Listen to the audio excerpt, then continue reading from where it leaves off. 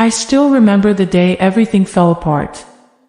It was a gray Tuesday morning, the kind where the sky feels like it's closing in on you, heavy and suffocating. I had woken up with that familiar pit in my stomach, the one that never really left. Life had become a series of endless battles, financial struggles, broken relationships, and a constant sense of failure that clung to me like a shadow. My job, the one thing I thought I had control over, was slipping through my fingers, and my bills were piling up faster than I could pay them. As I sat at the small kitchen table of my apartment in Brooklyn, staring at the half-empty cup of coffee that had gone cold, I felt completely lost. The city outside my window bustled with life, people going about their daily routines, oblivious to the storm raging inside me. I used to be one of them, full of energy, positivity, and hope. But now, all that seemed like a distant memory. I hadn't spent time with God in years, not really. Sure, I'd throw up a desperate prayer when things got bad, but I hadn't made space for Him in my heart for a long time. That morning, though, was different. The weight of it all had become unbearable. I remember my hands shaking as I reached for my phone, trying to distract myself from the pain, the emptiness. That's when I got the message. It wasn't from anyone I knew. It was a spam email, one of those annoying ones that usually go straight to the trash. But this one caught my eye.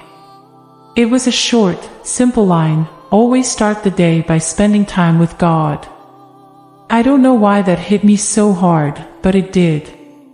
Maybe it was because I hadn't done that in years. Maybe it was because deep down, I knew I needed something, someone, to pull me out of this pit. My life had become a constant stream of negative thoughts, and I was drowning in them. Positive mindset. I couldn't even remember what that felt like.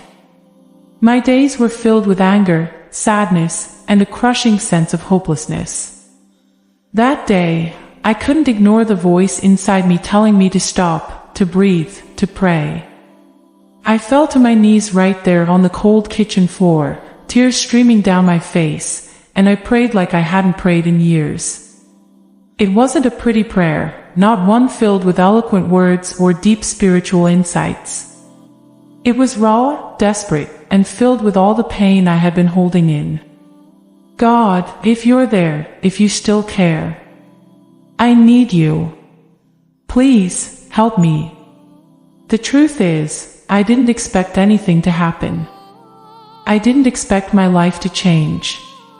But something inside me shifted. It was small, almost imperceptible, but it was there, a tiny flicker of hope, a reminder that maybe I wasn't as alone as I thought. That day marked the beginning of something I couldn't explain at the time. It wasn't a miraculous turnaround, not yet. But I started to feel something stir inside me, faith, hope, something I had lost long ago. I got up from that floor, my heart heavy but just a little bit lighter. And for the first time in a long time, I decided to spend the rest of my day with God, not because I expected Him to fix everything right away, but because I needed Him. And somehow, I knew that starting my day with Him was the only way I'd find the strength to keep going. The days that followed weren't any easier. In fact, they felt worse. It was as if the moment I decided to turn to God, the weight of my problems intensified. My boss called me into his office, delivering news that felt like a punch to the gut. My job was on the line. "We're making cuts," he said, his voice devoid of any empathy, "and you need to prove your value, or there's no place for you here." I nodded, trying to hold back the tears that burned at the back of my eyes, but inside, I was breaking. How was I supposed to prove my value when I could barely keep my life together? I left work that day, feeling more defeated than ever. The subway ride home felt like an eternity, surrounded by strangers who had no idea the storm I was facing. I wanted to scream, to cry, to ask someone, anyone, why life had to be this hard. But instead, I sat in silence, staring blankly out the window as the city blurred past me, feeling utterly alone. When I got home, the darkness had already settled over the city, but inside my apartment, the real darkness had already taken hold. Bills scattered across the table, their due dates flashing in my mind like a countdown to disaster. I had no idea how I was going to pay rent this month, let alone keep up with everything else. My refrigerator was nearly empty, the hum of its motor the only sound in the quiet apartment. That night, I prayed again, but this time it was different. I wasn't asking for a miracle, not anymore. I was too tired, too broken to ask for something as big as that. I just wanted peace, some small sense of relief, of calm, so I could sleep without waking up in a cold sweat, panicking over what tomorrow would bring. God, I whispered into the dark, I don't know what to do. I don't know how to fix this. Please, just help me make it through tonight. I didn't hear any divine response. No miraculous sign appeared in my small, dim apartment. But something strange happened inside me. It wasn't peace exactly, but a sense of surrender. I realized, in that moment, that I couldn't control everything. I couldn't force things to get better. All I could do was hold on, breathe, and trust that maybe, just maybe, there was something greater than this pain I was feeling. The next morning, I woke up to more bad news. My mother called, her voice trembling. Estela, your father, he's in the hospital. My heart sank. My father had always been a pillar of strength in my life, even though we had drifted apart in recent years. Hearing that he was weak, fragile, it shattered something inside me. I packed a bag as quickly as I could, barely able to think straight. The drive to the hospital was long and silent, my hands gripping the steering wheel like it was the only thing keeping me from falling apart. Every red light felt like a cruel joke, every moment stretching into an eternity as I imagined the worst. When I finally arrived, my mother was waiting in the lobby, her face pale and eyes swollen from crying. I hadn't seen her like this since I was a child, and seeing her so vulnerable only deepened the fear gnawing at my heart. We didn't say much as we walked down the sterile hallways of the hospital. The beeping machines, the cold white walls, it all felt surreal, like I had stepped into someone else's nightmare. When we finally reached my father's room, I had to pause before entering, my breath catching in my throat. He looked so small in that bed, hooked up to machines, his face pale and sunken. My mother sat by his side, holding his hand, whispering words of comfort that felt hollow in the face of such fear. I stood there, frozen, unable to move, my mind racing. This couldn't be happening. Not now. Not when everything else was already falling apart. I felt like I was losing everything, my job, my stability, and now, my father. I didn't know what to do. All the prayers I had whispered over the past few days seemed so insignificant now, so powerless. But as I sat there, watching my father fight for his life, something shifted inside me again. I realized that I couldn't control this either. I couldn't fix my father's health any more than I could fix my life. All I could do was sit, wait, and trust that somehow, in some way, God was still with us in that room, even if I couldn't feel him. The hours stretched into days. My father's condition was touch and go, and every update from the doctors felt like a knife to the chest. There were moments when I thought he might not make it, moments when the fear of losing him became too much to bear. But through it all, I clung to the one thing I had left, my faith. It wasn't strong, not yet, but it was there, a flicker of hope in the darkness. I spent my days at the hospital, my nights in prayer, asking for strength, for peace, for some sign that everything was going to be okay. But the days went on, and the good news never came. Every morning I woke up feeling heavier, like the weight of the world was pressing down on me, threatening to crush me. Another week passed, and the weight of uncertainty only grew. Each day, I watched my father fight for his life, his body becoming frailer with every passing moment.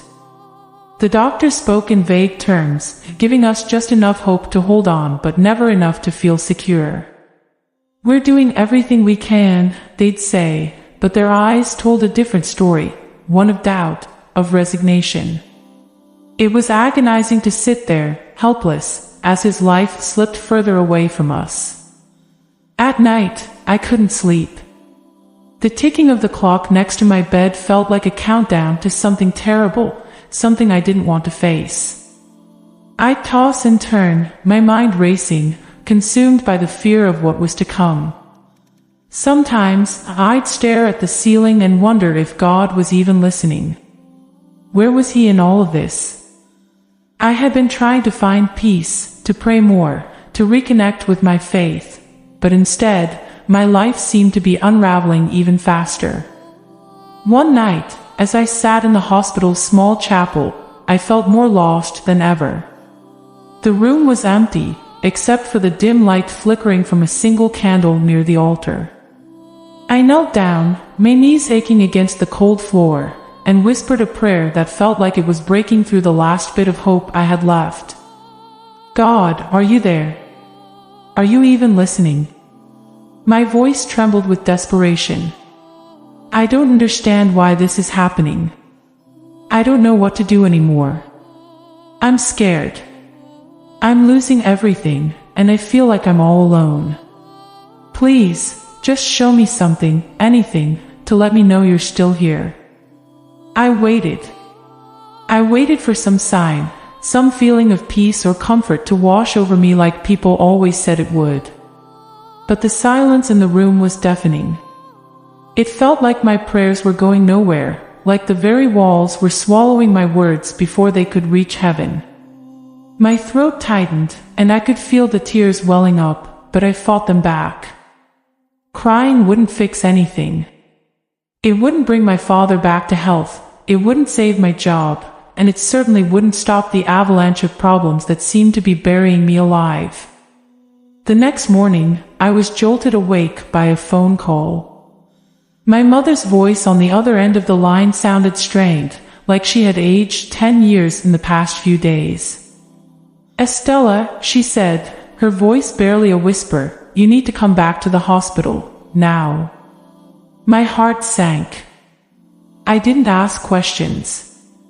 I just grabbed my keys and drove, my hands shaking the entire way. When I arrived, the scene was chaos. Nurses were rushing in and out of my father's room, doctors speaking in hurried tones that I couldn't make sense of. My mother stood in the hallway, her face pale and her hands trembling as she clutched a rosary between her fingers. I had never seen her like that before, so small, so fragile. It terrified me. I pushed past the doctors, desperate to get to my father's side, but the sight that greeted me stopped me in my tracks. He looked even worse than before. His breathing was shallow, labored, and his skin had taken on a sickly, almost translucent pallor. The machines beeped frantically, their sounds filling the room with an unbearable tension. "His organs are shutting down," one of the nurses said quietly, her voice heavy with finality. "We don't know how much time he has left." I felt my knees buckle, and I had to steady myself against the wall to keep from collapsing. This couldn't be happening. Not like this. I had prayed, I had tried to find peace, I had done everything I thought I was supposed to do, but none of it mattered. I was losing him. My mother and I sat by his bedside, each of us silently pleading for a miracle, for something to change, but the hours dragged on, and nothing did. The light in his eyes grew dimmer, his breaths shallower. I couldn't believe this was it. I couldn't believe that after everything we had been through, this was how it would end, slowly, painfully, without any sense of peace or closure.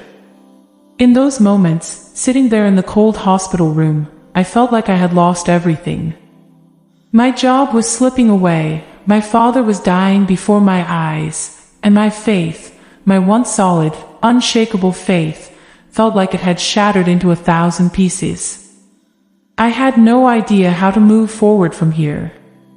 No idea how to even begin to pick up the pieces of my life when it all seemed to be crumbling around me. Days turned into nights, and I lost track of time. My father's condition remained critical, and we were all hanging on by a thread. The doctor suggested we prepare ourselves, which felt like a cruel joke. How do you prepare for something like this? How do you get ready to say goodbye to someone you love? But amidst the chaos, something unexpected happened. It wasn't the miracle I had been praying for, but it was something. Late one night, after everyone else had left the hospital, I sat alone in the waiting room, staring blankly at the vending machine across the hall. The stress, the fear, the endless hours of waiting, it had all worn me down to the point where I didn't even feel like myself anymore. I was numb. Out of nowhere, a woman I had never seen before sat down next to me. She was older, her hair silver and her face lined with years of experience. She didn't say much at first, just sat quietly beside me, but there was something about her presence that felt comforting, like she understood the weight of what I was going through. Finally, after what felt like an eternity of silence, she spoke. "You know," she said softly, "sometimes the hardest battles bring the greatest blessings. It doesn't feel like it now, but there's something waiting for you on the other side of this." I blinked, unsure how to respond. Her words felt almost too simple, too easy, but there was a gentleness in her voice that made me want to believe her. "Just hold on," she continued, her eyes meeting mine with a depth of understanding I hadn't felt in a long time. "Hold on to your faith, even when it feels like there's nothing left to hold on to. You're stronger than you think." I sat there in stunned silence, staring at the woman who seemed to know the depth of my pain without me saying a word. Her presence was like a soft whisper in the chaos, a lifeline when I felt like I was drowning. I wanted to ask her who she was, where she had come from, but the questions froze on my tongue. Before I could say anything, she stood up, smiled gently, and placed a small, folded piece of paper in my hand. "Take care of yourself," she said quietly, her eyes glinting with warmth and wisdom. And then, just like that, she was gone, walking down the dimly lit hospital corridor and disappearing around the corner. I stared after her for a moment, feeling like I had just witnessed something far beyond coincidence. Something divine. I unfolded the paper in my trembling hands. Written in neat, cursive handwriting were the words, "Always start the day by spending time with God. In Him, you'll find strength you didn't know you had." It felt like the world stopped for a moment. I read the words again, letting them sink in, feeling a strange mix of comfort and conviction wash over me. I had been running on empty, trying to survive on my own strength, but this was a reminder of something bigger than myself. Something eternal. Tears filled my eyes, not from despair this time, but from the smallest glimmer of hope. That night, instead of pacing the halls of the hospital or sitting by my father's side in a fog of fear, I went back to the chapel. It was empty, just like before, but this time it felt different. This time, the silence wasn't suffocating, it was sacred. I knelt down, and for the first time in what felt like years, I let my heart speak freely to God.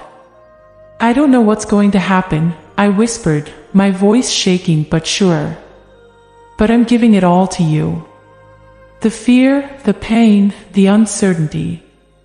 All of it. I need you. I need your peace. Please, show me the way." I stayed there for what felt like hours, not expecting an answer, but finding peace in the stillness. When I finally stood up, I felt lighter, as if a burden had been lifted from my chest. My problems hadn't disappeared, my father was still fighting for his life, but I felt a strength I hadn't felt before. A quiet assurance that, no matter what happened, I wasn't alone. That God was with me in the waiting, in the suffering, in every step of the unknown journey ahead. The next morning, as the sun began to rise, casting a warm glow through the hospital windows, something miraculous happened. My father opened his eyes. It wasn't sudden or dramatic like the movies portray miracles to be. It was slow, deliberate, as if he was waking up from a long, heavy sleep. His hand, weak and trembling, reached out, and I grabbed it instinctively, tears filling my eyes. He looked at me, his gaze soft but aware. "Estela," he whispered, his voice hoarse but alive. "I'm still here." I couldn't speak. I just nodded, overwhelmed with gratitude, with relief, with the sheer joy of seeing him awake. I pressed his hand to my heart, the tears falling freely now, and whispered, "You're still here." The doctors couldn't explain it. His condition, which had been so dire, had stabilized. "We're cautiously optimistic," one of them said, trying to temper our hope, but I didn't care. I knew in my heart that something divine had intervened. It wasn't just medicine or luck, it was something bigger, something sacred.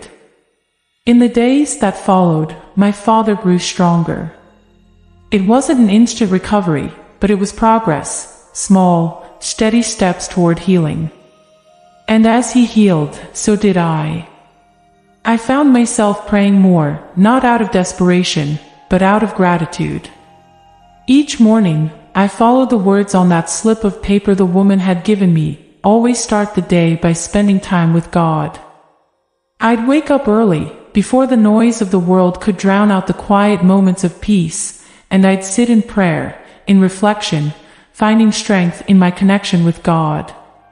My relationship with Him deepened in a way I had never expected. My faith, which had once felt fragile and broken, became my anchor. As the weeks passed, life slowly returned to a new kind of normal. My father was discharged from the hospital, still weak but alive, and our family began to rebuild. My job, which I had thought was slipping through my fingers, came through with an unexpected offer, one that allowed me more time to be with my family. It was as if the pieces of my life that had once been scattered were slowly being put back together, piece by piece. And through it all, I had learned something that would stay with me forever. Faith doesn't mean the absence of pain, but the presence of God in the midst of it. It means starting each day by grounding yourself in His strength, even when you don't understand the road ahead.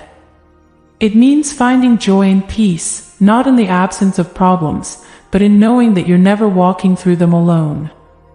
I never saw the woman from the waiting room again. I looked for her many times, hoping to thank her, to tell her how much her words had meant to me. But I never found her. Part of me wondered if she had been an angel, sent to remind me of something I had forgotten in the midst of my pain. But whether she was human or divine, her message had changed my life. Now, every morning when I wake up, I hold on to that promise. I start my day with God, knowing that no matter what challenges come, I have the strength, the peace, and the faith to face them. I'm not the same person I was before all of this happened. I'm stronger. I'm more grounded in my faith. And I know, deep in my heart, that there is always hope, always joy, always blessings, even in the darkest moments. Because God is with me. Always. Share your thoughts and experiences in the comments below. We'd love to hear from you. Don't forget to subscribe to our channel, Shrine of Lightness, and turn on notifications to keep receiving inspiring stories of faith. Together, let's open our hearts to the divine and witness the restoration comes from trusting in God.